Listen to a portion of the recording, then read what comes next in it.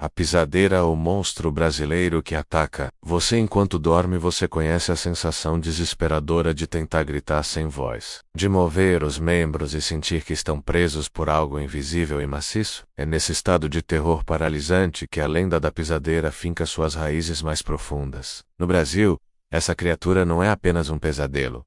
É a manifestação física do susto que toma conta da sua alma quando o corpo se recusa a obedecer. A história que vou contar aconteceu em um casarão antigo, no interior de São Paulo, na cidade de Bananal, conhecida por suas histórias de barões de café e seus mistérios silenciosos. O casarão pertencia a Dona Emília, uma senhora de 80 anos, que ainda vivia pelos ritmos antigos, e que por muitas vezes alertou seu neto Rafael sobre os perigos da indigestão noturna e do mau jeito de dormir. Rafael, com seus 20 e poucos anos e a arrogância típica da ciência moderna, sempre ria dos avisos da avó. Ele estava de volta à cidade para passar um período de férias, fugindo do agito da capital. O casarão era charmoso, com seus assoalhos de madeira rangentes, janelas amplas com vistas para o pasto e o cheiro doce de café moído pela manhã. Mas era também uma casa de silêncios profundos, onde qualquer estalo na madeira ou gemido do vento podia ser amplificado. Naquela noite em particular, Rafael havia ignorado todos os conselhos. Jantara um prato reforçado de feijoada que Dona Emília havia preparado para o almoço do dia seguinte,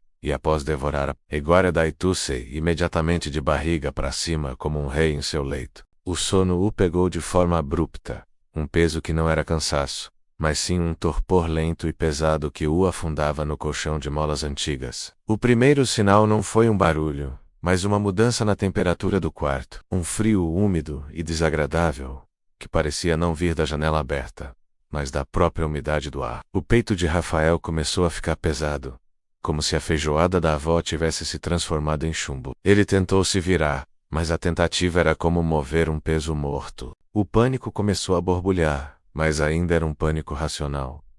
É paralisia do sono. Já li sobre isso. É só esperar passar, pensou ele, tentando aplicar a lógica científica que tanto valorizava. Mas o ambiente não era lógico. As sombras no canto do quarto pareciam se alongar e dançar de forma irreal. O luar que entrava pela fresta da janela, geralmente prateado, estava agora com uma tonalidade amarelada, doentia, iluminando o chão em pontos irregulares. Foi então que o som começou. Um som de arrastar lento e rítmico, vindo do corredor do andar superior, onde ficavam os quartos de hóspedes, e também o seu. Não era o ranger da madeira sob o peso da avó, pois era um som mais seco, um raspar constante, como unhas grossas e longas deslizando sobre o assoalho.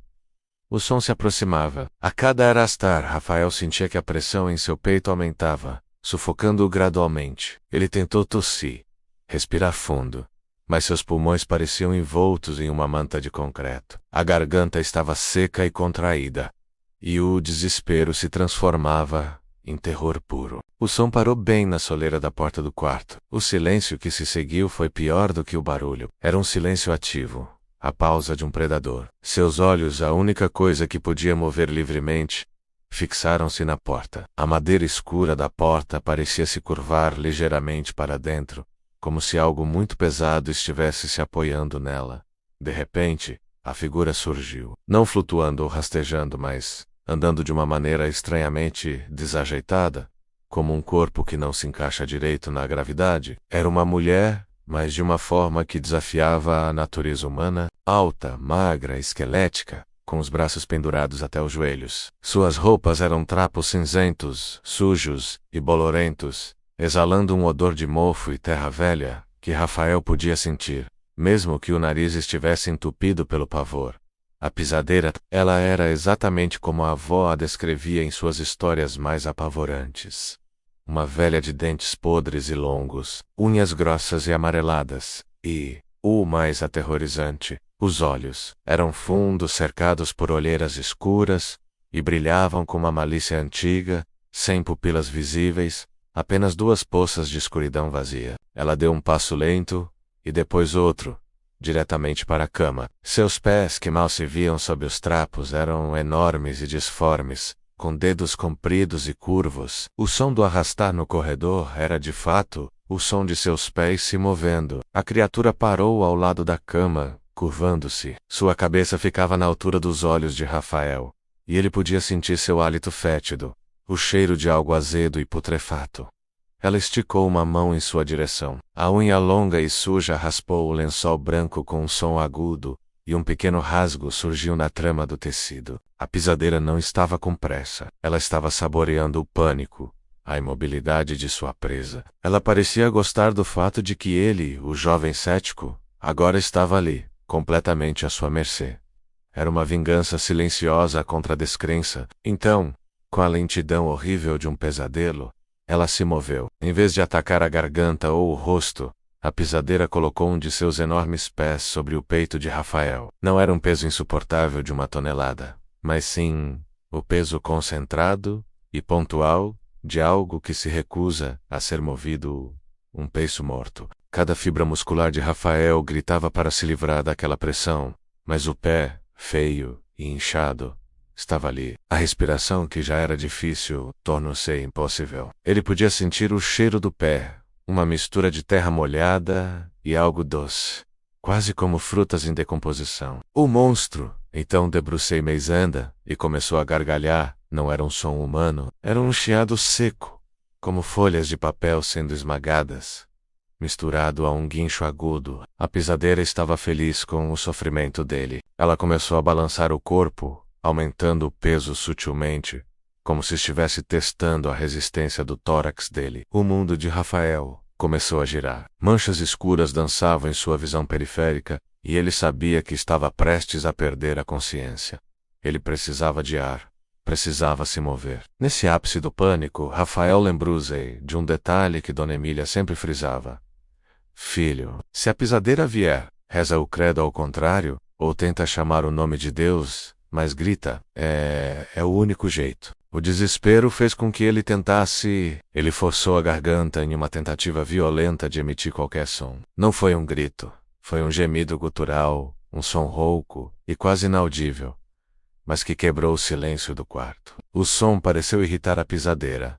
Ela parou de rir. Seus olhos vazios fixaram-se no rosto de Rafael com uma intensidade fria e absoluta. Ela levantou o outro pé, pronto para pisar no estômago dele. Foi nesse instante que Rafael, numa explosão de adrenalina e sobrevivência, concentrou toda a sua energia restante para mover o dedo indicador da mão direita. Foi um movimento minúsculo, quase imperceptível, mas era um movimento. O monstro hesitou. A lenda diz que a pisadeira só tem poder sobre aqueles que estão completamente paralisados, na transição entre o sono e a vigília. Aquele pequeno movimento do dedo, aquela minúscula manifestação de vida e resistência, foi o suficiente para quebrar o feitiço.